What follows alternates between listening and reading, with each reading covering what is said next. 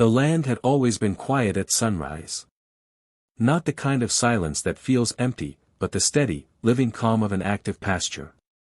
Dew clung to the grass, fence posts cast long shadows, and cattle moved slowly, following routines older than any nearby subdivision. This land wasn't decorative. It wasn't abandoned. It worked every single day, producing income, sustaining animals, and requiring constant care. Property lines were clearly marked, surveyed, recorded, and respected by everyone, or so it seemed. That illusion shattered early one morning when the ground itself began to vibrate. Heavy machinery appeared at the far edge of the pasture just after dawn. Excavators. Bulldozers. Utility trucks. Bright safety vests cut through the green landscape like warning flags. Engines roared where birds usually dominated the soundscape. Within minutes, steel buckets started biting into the soil, ripping up grass that had taken years to establish. Fence sections were pushed aside as if they were meaningless decoration instead of legal boundaries. There had been no call. No letter. No notice taped to a gate. No survey flags placed ahead of time. Just machines moving forward with confidence, as if permission had already been granted. From a distance, it looked unreal. Construction activity unfolding on private agricultural land without even a pretense of consultation. The direction of the work made it clear almost immediately that this wasn't maintenance or an accidental trespass. They were carving a straight, deliberate line directly through the pasture. A wide one. Wide enough for concrete. Wide enough for public use. A bike path. The realization settled slowly and then all at once. This wasn't a mistake.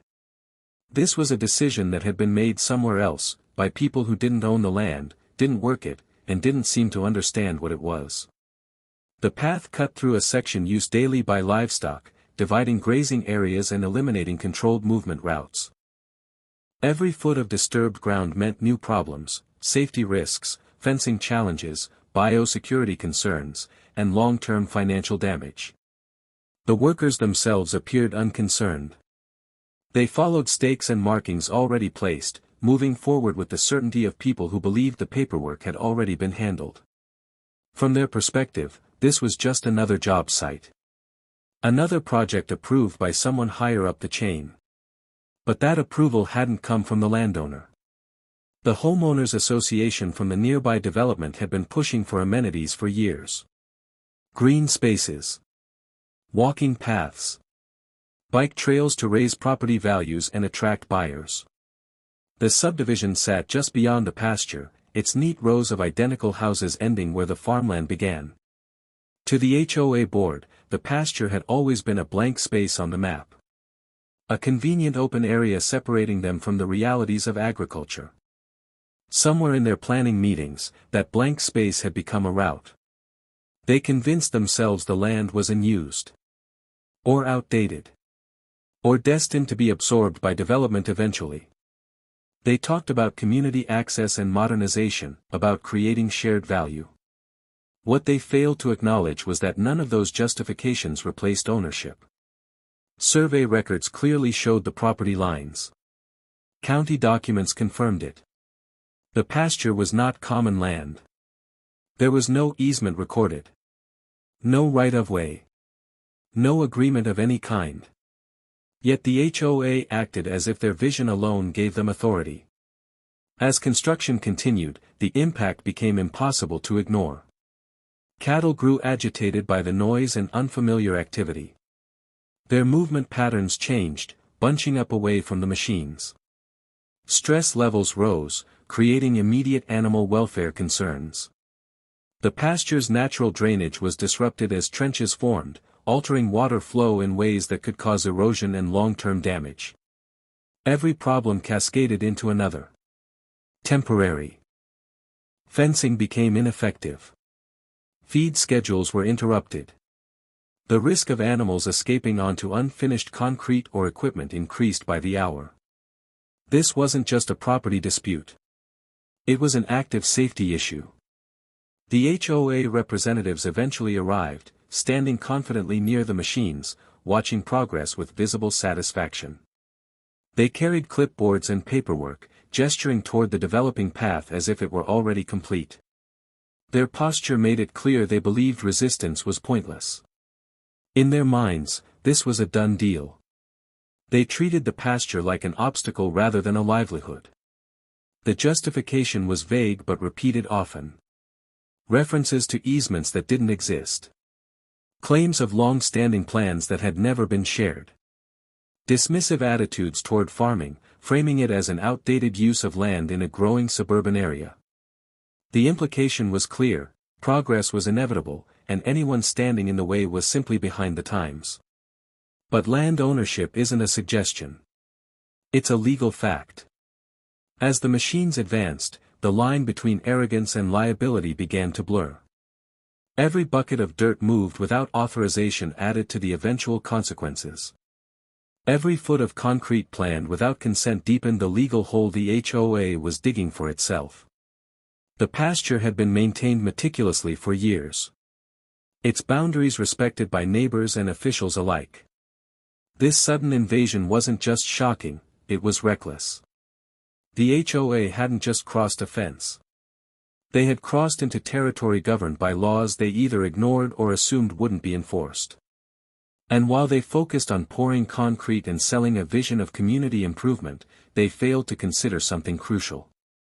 Farms don't pause. Livestock doesn't relocate overnight. And landowners who rely on their property for income don't quietly accept destruction disguised as development. By the end of that morning, the damage was already significant. The path was visibly taking shape, a scar across the pasture that symbolized more than trespass. It represented entitlement, assumption, and a complete disregard for private property rights. What the HOA didn't realize yet was that their confidence was built on nothing solid. No permission. No legal standing. No protection from what would come next. And as the sun climbed higher over the disrupted pasture, it became clear that this wasn't just the beginning of a construction project. It was the beginning of a conflict that would expose how far an HOA was willing to go, and how badly they had miscalculated who they were dealing with. By the next day, the pasture no longer looked like a single piece of land. The unfinished bike path had split it into two awkward sections, neither of which functioned the way they were supposed to. Temporary barriers failed to contain livestock, machinery tracks cut deep into the soil, and the natural flow of daily farm operations was thrown into chaos. What the HOA viewed as progress had already created a chain reaction of problems that could not be undone with optimism or excuses. Despite mounting damage, the construction did not stop. HOA representatives doubled down. They arrived with folders, maps, and highlighted documents, confidently presenting what they claimed were easement rights. The papers were waved around as proof that everything was authorized, that the path was inevitable, and that resistance was unnecessary. The tone suggested that the matter had already been settled somewhere higher up, far removed from the pasture itself. But the documents didn't match reality.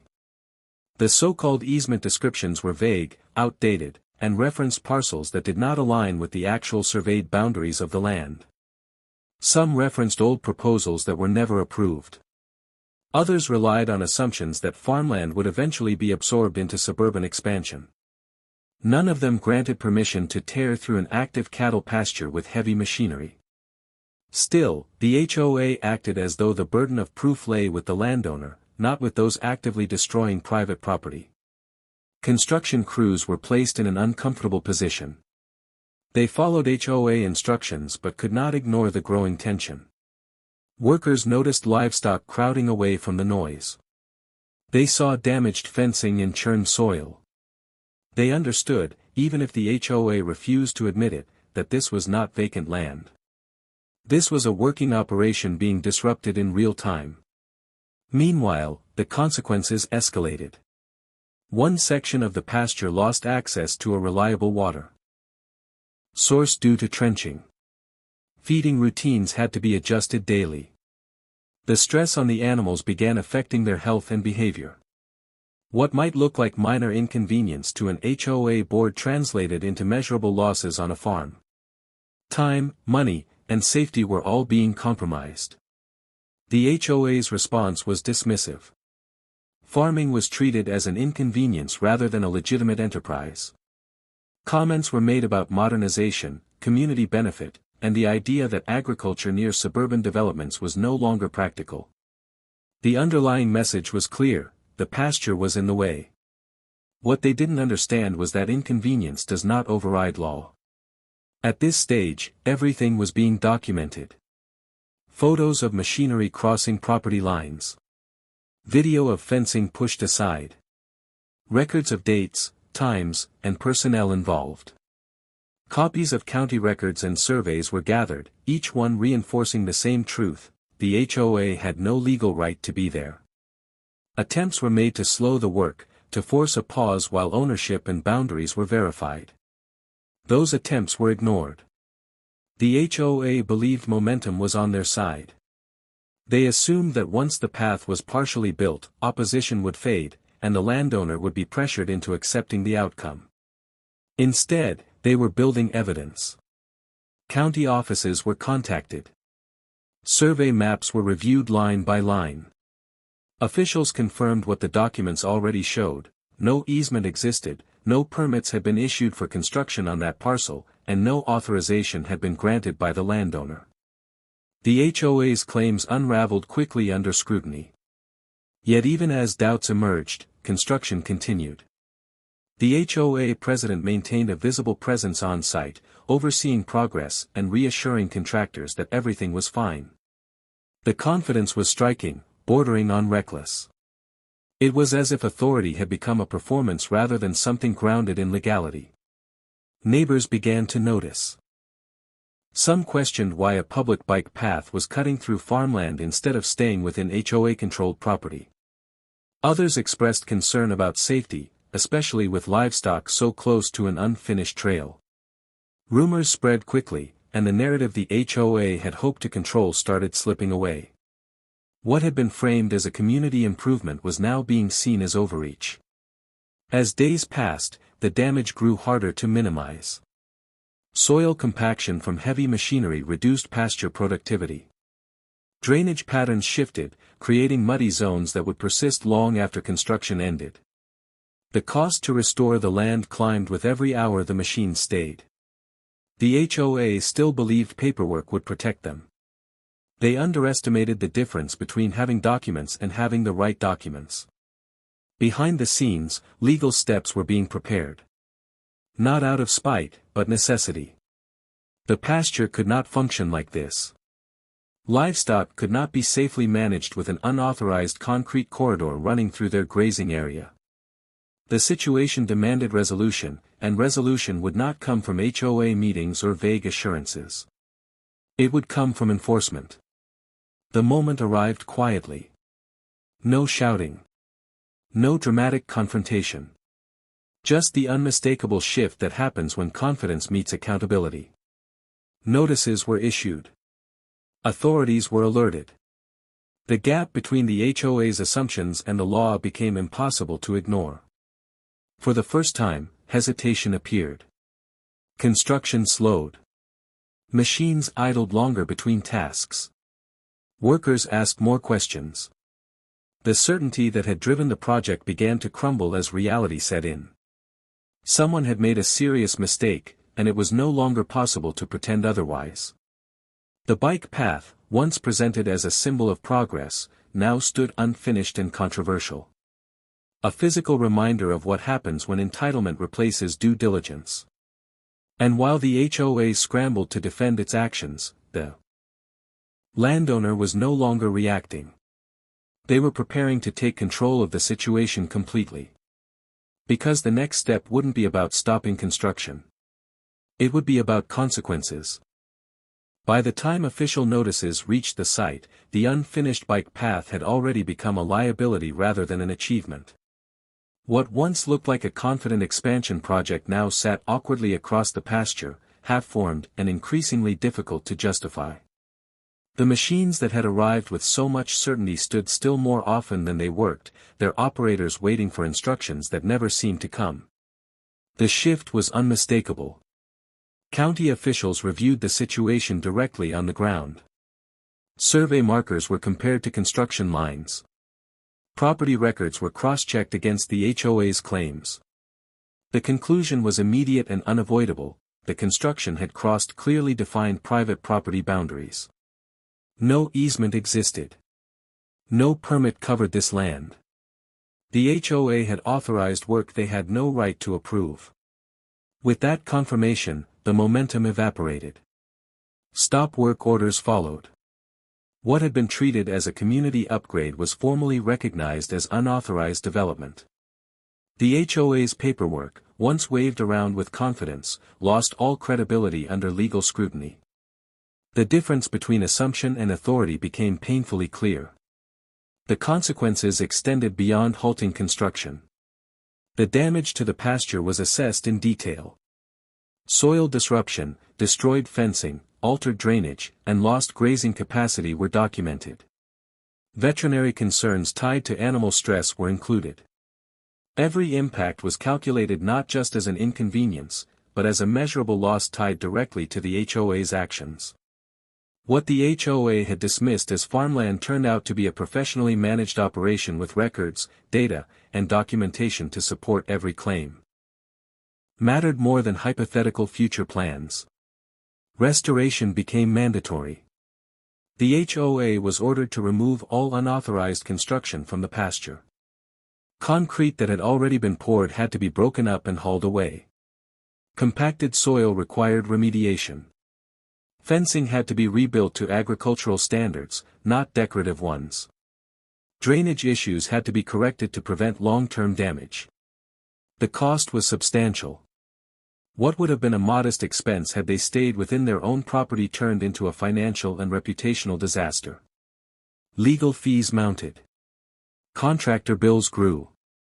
Insurance claims followed. The HOA board, once united in confidence, fractured under pressure from homeowners who now questioned how such a mistake had been allowed to happen. Neighbors watched as the bike path disappeared as quickly as it had arrived. The pasture, though damaged, began the slow process of recovery. Grass was reseeded. Boundaries were reinforced. Livestock routines were restored with careful planning. The land wouldn't return to normal overnight, but control had been re-established. And that control mattered. The HOA's influence stopped at the fence line, exactly where it always should have. Their vision of expansion had collided with reality, and reality had won. The lesson spread quickly, not just within that community, but among surrounding developments that had quietly assumed farmland was simply waiting to be claimed. It wasn't. The incident became a cautionary example. A reminder that private property is not a suggestion, and that assumptions made in boardrooms do not override law, livelihoods, or livelihoods built over years of work. Progress, when forced without consent, becomes trespass. In the end, the bike path was rerouted entirely onto HOA-owned land, where it belonged from the beginning. The irony wasn't lost on anyone. What had started as an attempt to cut corners ended with more expense, more effort, and more scrutiny than doing it correctly ever would have required. For the landowner, the outcome was about more than compensation or vindication. It was about protecting a way of life that had been dismissed too easily. Farming had been treated as outdated. The pasture had been seen as empty space. The law proved otherwise. When the dust finally settled, the pasture stood intact once again, its boundaries respected and its purpose restored. The scar left by the unauthorized path faded over time, replaced by grass and routine and the quiet rhythm of daily work. The HOA learned a lesson they wouldn't forget. And everyone else learned one too. Property lines exist for a reason.